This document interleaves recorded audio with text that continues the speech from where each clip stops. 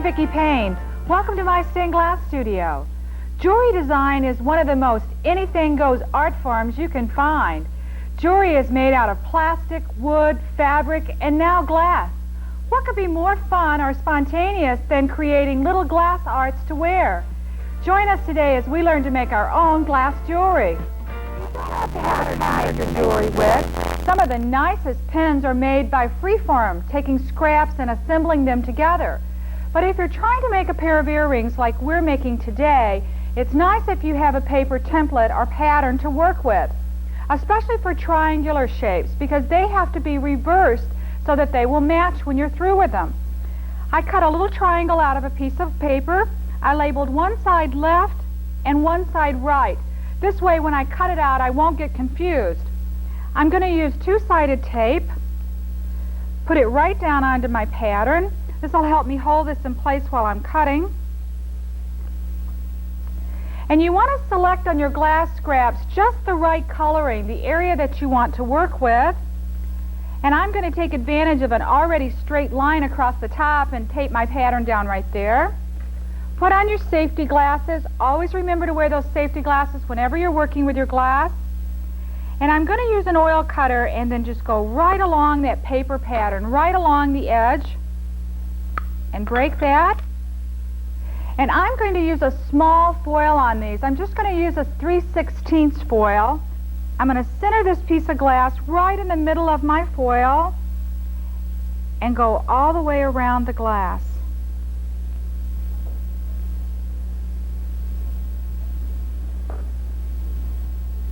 Come right up underneath it and cut it off. Now use your foil mate and press this foil in real nice and tight to the outside edge, crimping it over. I'm going to lay it down on a solid surface and then just roll this down smooth. Turn over and do the same to the back side. We're going to take another piece and foil it the same as we did that first piece. I'm going to take my flux and pour it into a small little jar. It's a water-soluble flux, the same kind as you always see me use. You don't want to be dipping back and forth into your main bottle because you'll contaminate and weaken down the strength of your flux. I'm going to be using Ultimate Solder by Canfield today because it has a higher tin content and will melt and run faster as I do my jewelry work. And I've set my rheostat on about an 8, which is pretty high temperature, but I want to be able to do this project real quickly and have a real smooth flow with my solder. Now, you want to come along and just flux all the edges of your piece. Now, on my Unger iron, I've put my little small bent tip on here. This will help me get right into the edges and do a real nice, neat job on this. And I'm just going to run a little coat of solder around the edges.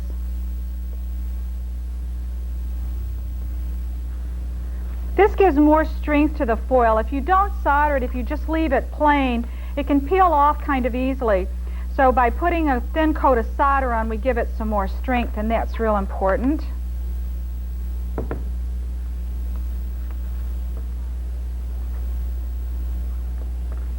Coating around the edges.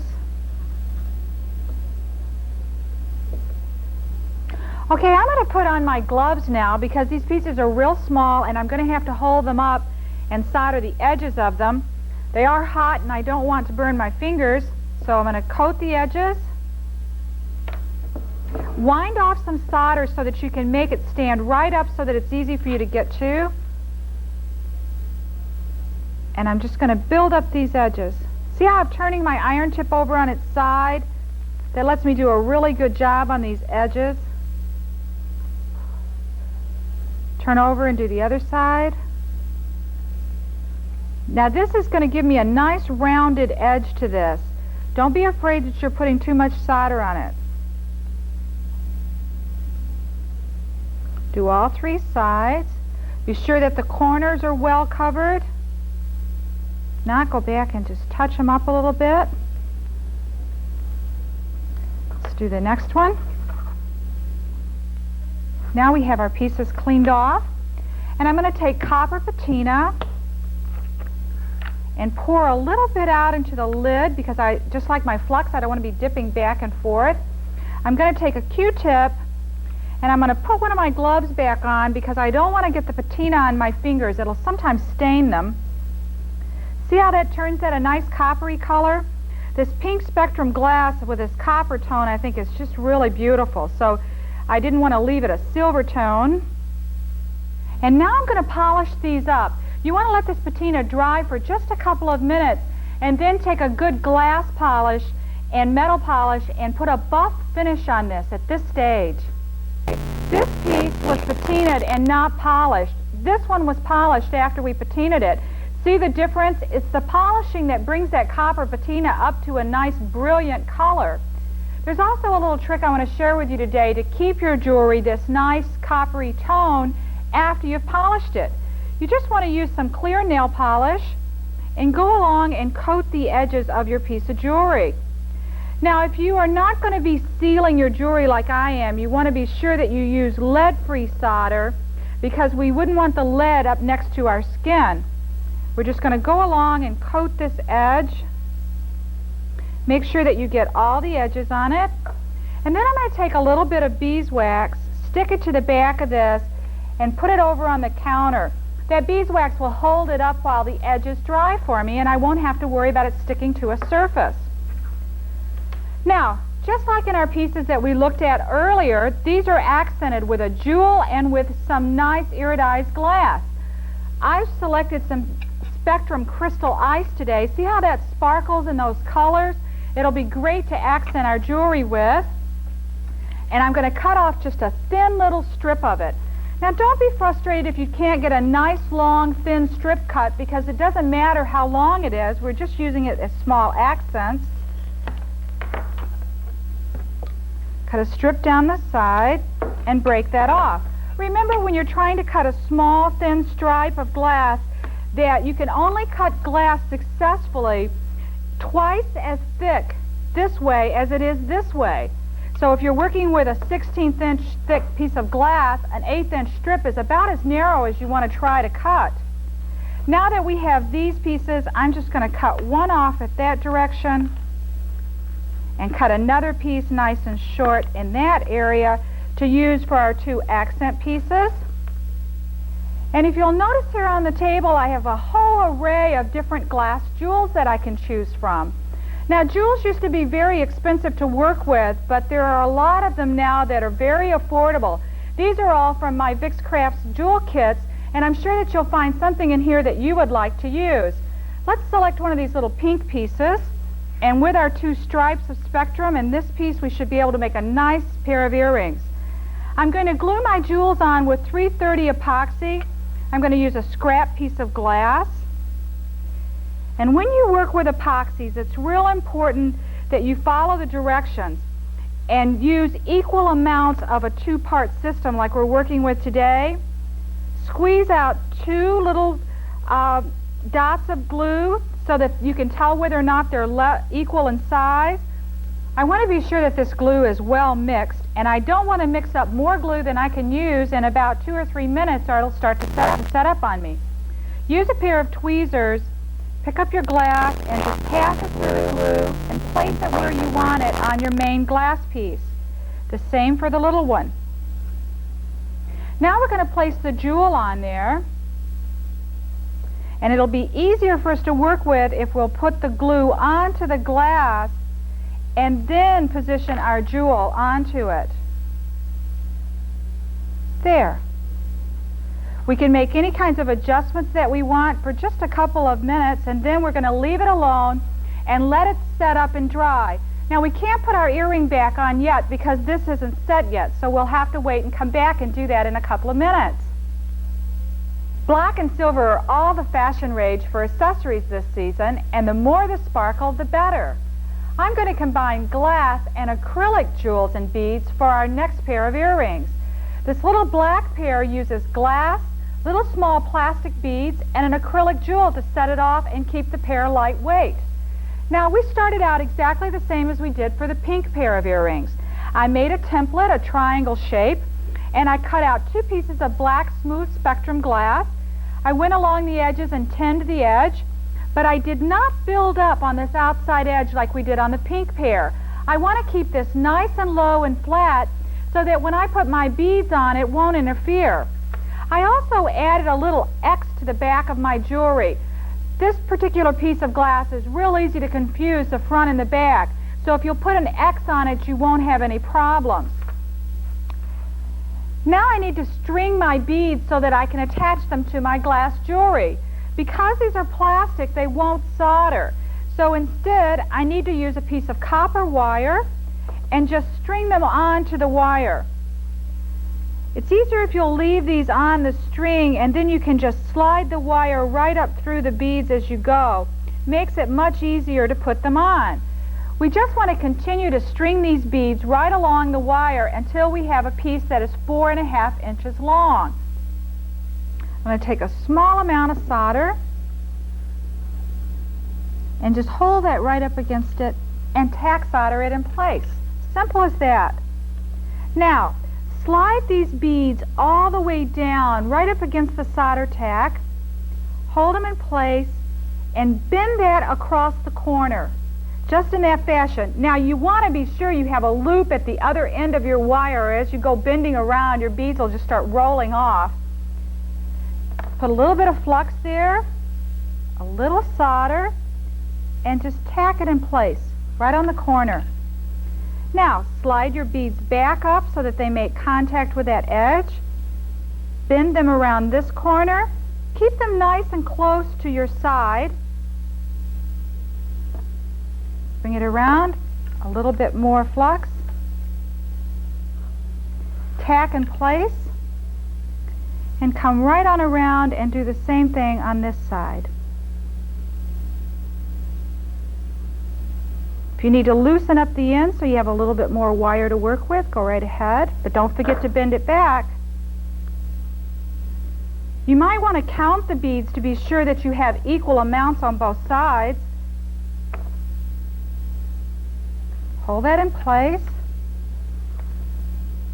Tack it. Come right on around to this section, and I'm going to open up the end of this, and I'm going to remove down and only leave 1, 2, 3, 4 beads. 1, 2, 3, 4. These I'm going to take off the end.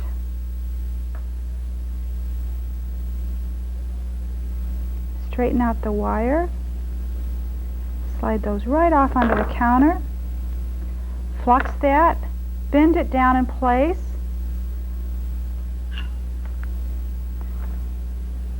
And solder it down. Now I can just come back and trim that edge off just like that. That was easy enough to do, wasn't it? Now we're going to move this out of our way, put it down on the table, and I'm going to come around and do a little bit of decorative soldering to disguise these corners so it looks just like beads are there. A little bit of solder and drop it right onto the corner of this piece.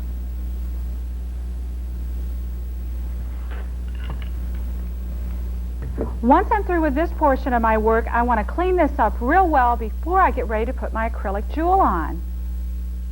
Once you have your pieces all soldered on, be sure that you clean them up and that you don't forget to coat them with a clear nail polish so that you'll keep them nice and shiny. Now, I'm going to glue my acrylic jewel on, but I have to use a special glue for that. You can't use the regular 330 epoxy when you're working with acrylics because it will eat the backing off of them. So I'm using a special acrylic glue. I've squirted just a small dot out on our earring. I'm going to place this jewel right in the center and then just push it down in place. Be sure that you set the jewel high enough that you hide your soldering of the beads in the back. And this piece we're just going to set to the side and let it dry. Working along with Vicki. They were used for? Well, there's lots of different uses for them, but today we're going to use them as the base for some of our jewelry designs. This particular pen utilizes the full sheet of copper foil along with some of the jewels and the bugle beads and colored pearls to accent it. This pair of earrings, I've used kaleidoscope mirror because it's lightweight, and the full sheets of copper foil to create this pair of earrings. This pen is really beautiful and utilizes decorative soldering, full sheets of copper foil, jewels, bugle beads, a whole array of different type of accessories that are available for today's jewelry designers. I'm going to show you how easy it is to work with these full sheets of copper foil. It can be very creative. You'll have lots of fun. It comes with an adhesive backing on it, so it's important for us to start out by cutting it down to the size that we would like to work with. Now, when you're first starting to work with this copper foil, you may want to take a piece of scrap paper and use it as your design base, working with that to figure out how it's going to look before you start to do your actual work. Now, we're going to peel this off of its back, fold it over, and put the two adhesive backs together. This will give us twice as much strength, and it will also make both sides of our jewelry solderable. I'm going to put those together, then take my foil mate, and I'm going to roll all the wrinkles out of this, roll it down nice and tight together.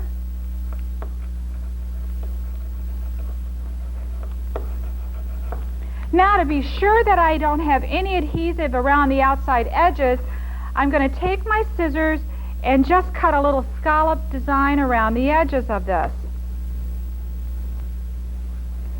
You can experiment. You can use pinking shears to do this type of work. You can tear it with your hands. A lot of different effects you can get by working with these full sheets. Now that we have that in place, we're ready to create our design.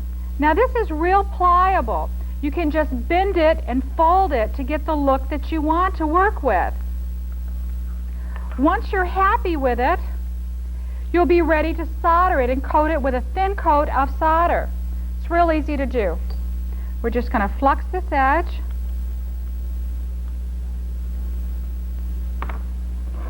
I'm going to use a pair of pliers to hold on to this because it gets real hot as we work, because we're going to heat this whole thing with solder.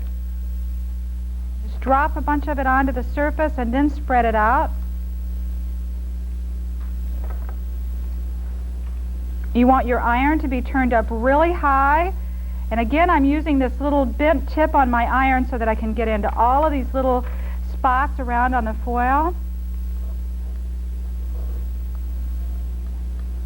Melt it, run it out to the edges.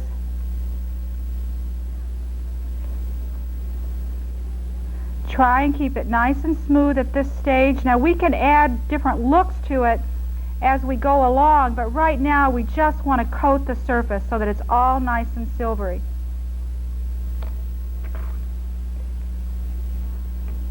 Now, you can also coat this with your clear nail polish once you're through with it to keep it shiny, but you may find it a lot faster to work with a spray lacquer in a well-ventilated area and just spray the entire piece, front and back. If you don't coat it, it can wear off on your clothing because there is some lead in it, or you could work with lead-free solder if you wanted to. Once you're through soldering both the front and the back of your sheet of copper foil, you're ready to clean it up. Now, because there's so many little grooves and little nooks and crannies on this piece, you'll probably find it a lot easier to polish this up with a toothbrush. That will let you get into all of the edges and really put a nice shine on it. I want to decorate this particular piece with a large jewel.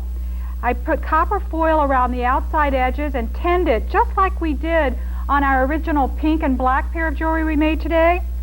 You can move this around until you find just the right location that you like for it. Now I'm just going to get a little bit of flux, hold this in place, and tack the corner of it. Take a little bit of solder and tack it in place. Come around to the other side.